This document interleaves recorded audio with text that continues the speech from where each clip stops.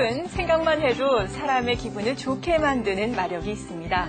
나뭇가지로 쏟아지는 아침 햇살, 거기에서 반짝이는 나뭇잎들, 여기저기서 지저귀는 새들의 소리, 그리고 무리지어 피어있는 야생화, 정말 상상만 하더라도 마음이 편안해지는 느낌이 들죠. 제 아무리 바쁘게 살던 사람도 숲에 가서 걷다 보면은 자기도 모르게 걸음이 느려지고요. 이렇게 천천히 걷다 보면은 일상에 치여 잃어버렸던 여유를 느낄 수 있게 됩니다. 주말이면은 산에 등산객들이 모이고 그리고 숲과 휴양림을 찾는 사람들이 늘어나고 있는 걸 보면은 이런 숲의 매력을 발견하는 사람들이 더 늘고 있다라는 생각이 듭니다. 날씨가 풀리면서 나무에 물이 오르고요. 이런 나무와 숲들이 아주 연두빛으로 물들고 있습니다. 뭐든 알고 보면 더 재미가 배가 될 텐데요. 그래서 TV평생대학 오늘부터 3차례에 걸쳐서 숲과 나무에 좀 더 가까이 다가가는 시간을 마련했습니다. 이 숲과 나무의 비밀을 풀어주실 분은 신갈나무 투쟁기와 우리숲 산책 같은 대중서로 친숙하신 분입니다. 산림생태학자 차윤정 박사 모시고 이야기 들어봅니다.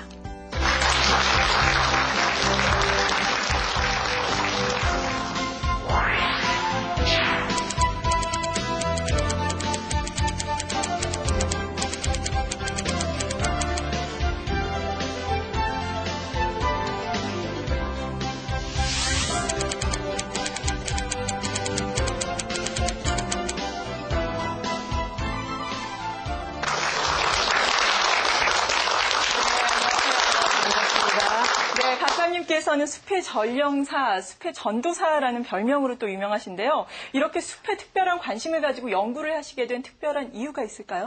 글쎄, 숲이라는 말이 우리한테 가까이 온 시간이 그렇게 길지가 않습니다. 옛날에 산이라고 그랬거든요. 어디 갔다 왔니? 산에 갔다 왔어요. 산에 갈래? 근데 제가 태어난 곳은 주소지에 산을 달고 있었습니다. 산 몇 번지.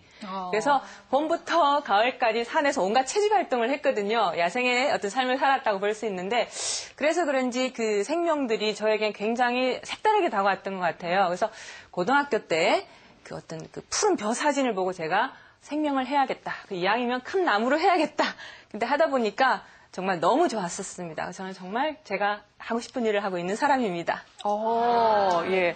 누군가 그런데 저에게 숲이란 무엇이냐라고 물어본다면은 저는 뭐 휴식이다, 자연이다 이렇게 좀 단순한 답을 내놓을 것 같은데 박사님께서는 조금 뭔가 범상치 않은 다른 답을 내놓으실 것 같거든요. 어떻습니까? 우리 삶의 줄기세포다. 예.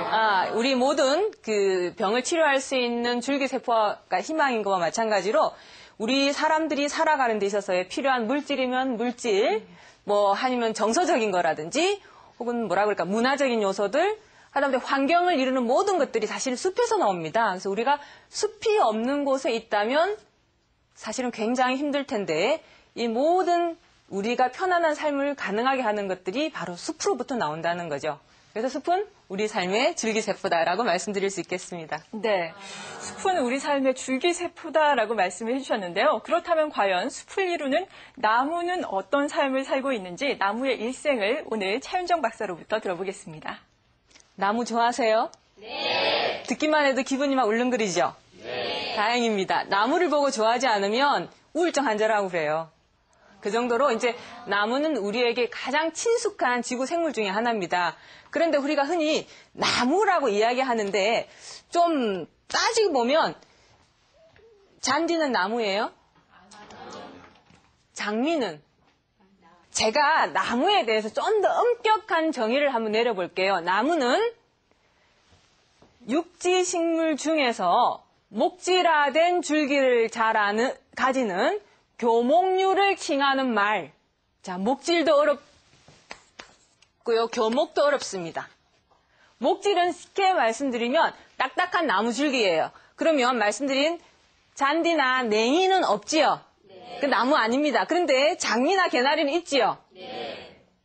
그런데 사실 식물학에서 장미나 개나리는 나무는 아닙니다. 그런 거는 관목이라고 얘기합니다. 그래서 우리가 흔히 교목류라고 얘기하는 것은 중심줄기를 가지고 소나무를 상상하시면 되는데 중심줄기를 가지고 키가 6m 이상 자라는 것이 나무입니다.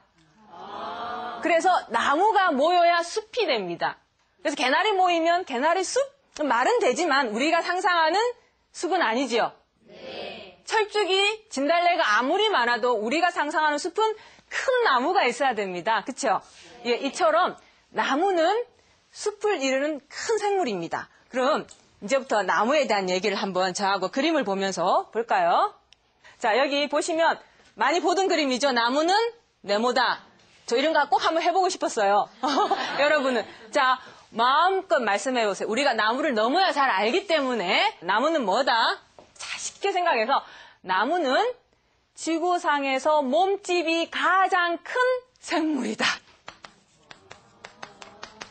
그 지구는 둥글다고 얘기했던 갈릴레오가 감옥에서 나무가 얼마만큼 자랄 수 있을까 계산을 했습니다. 그래서 중심줄기 하나로 큰 몸을 지탱해야 되니까 뿌리도 뻗어야 되고 바람이나 이런 공기의 저항도 이겨내야 되고 무엇보다도 뿌리에서 물을 육지 지상 끝까지 올려야 되는 그런 모든 요소들을 계산해 보니까 100m가 나왔습니다. 근데 엄청나죠? 현재까지 지구상에서 기록된 가장 키가 큰 나무는 레드우드라고 하는 침엽수인데 115m입니다. 그래서 그 나무가 하나 쓰러지면요, 4명이 앉을 수 있는 벤치를 2,000개를 만든다고 그럽니다. 제가 늘 나무 얘기할 때 지구에서 이 나무보다 큰 몸집을 가진 생물을 말하면 저녁 쏜다 그러는데 한 번도 저녁을 못 쏘아봤어요. 여러분한테 쏠 수 있을지 모르겠는데 나무보다 몸집이 큰 생물 한번 말씀해 보세요.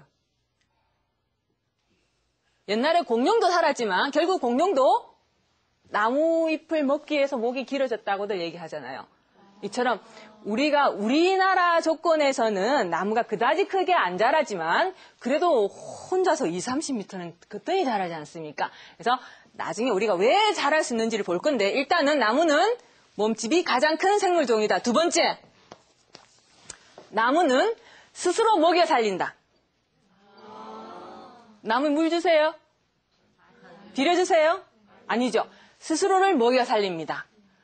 그래서 우리가 나무를 그냥 심어놓기만 해도 나무가 생산한 모든 것을 우리가 취할 수가 있습니다. 세 번째, 스스로, 그죠? 세 번째는 나무는 거대한 물질 덩어리다. 쉽게 말해서, 그죠? 나무의 몸집을 한번 볼까요? 엄청나죠? 네. 저거 여러분이 다 붙여준 거예요? 우리가 붙인 거예요?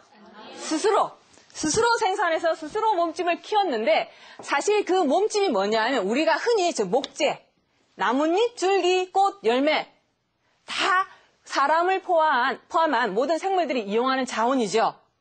네. 그리고 뭐 막말로 이거를 태우면 뭐가 됩니까? 연료가 되지 않습니까?